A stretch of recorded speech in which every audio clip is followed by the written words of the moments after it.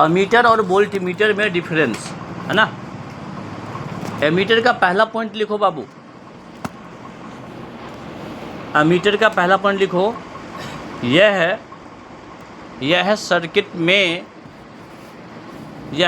में करंट के प्रबलता को मापता है।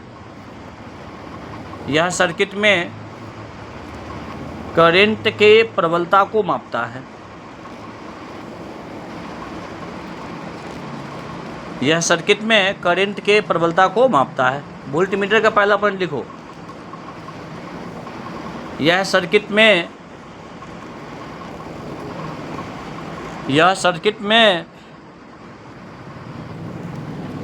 विभवांतर को मापता है। यह सर्किट में विभवांतर को मापता है। एमीटर का सेकंड पॉइंट लिखो, एमीटर का सेकंड पॉइंट लिखो, इसका रेसिस्टेंस बहुत कम होता है।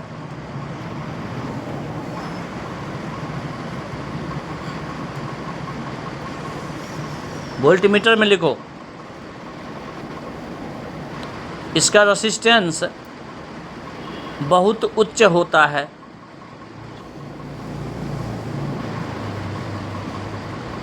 इसका रेसिस्टेंस बहुत उच्च होता है। लिख लिए। अमीटर का थर्ड पॉइंट लिखिए।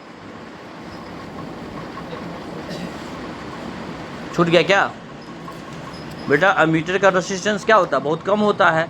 वोल्टमीटर क्या होता है? बहुत उच्च होता है। उसका देखो तीसरा पॉइंट, यह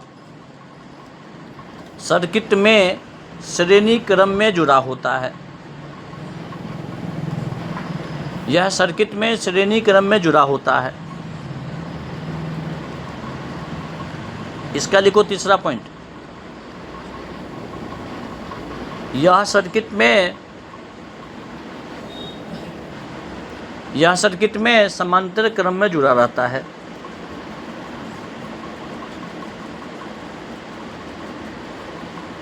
ठीक है, ये हमारा बेसिक डिफरेंस था। ठीक है बाबू, बात बुझ गया ना। अब आप नीचे में को लिखो नोट।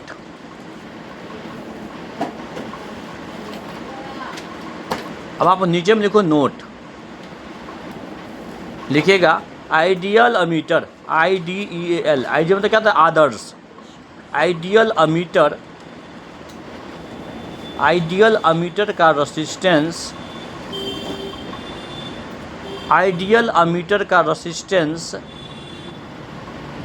0 एवं, छूट गया क्या? आइडियल अमीटर का रेसिस्टेंस 0,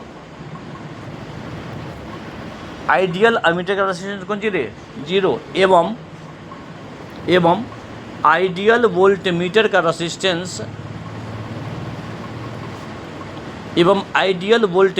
रेसिस्टेंस इनफाइनाइट होता है, यानी अनंत होता है।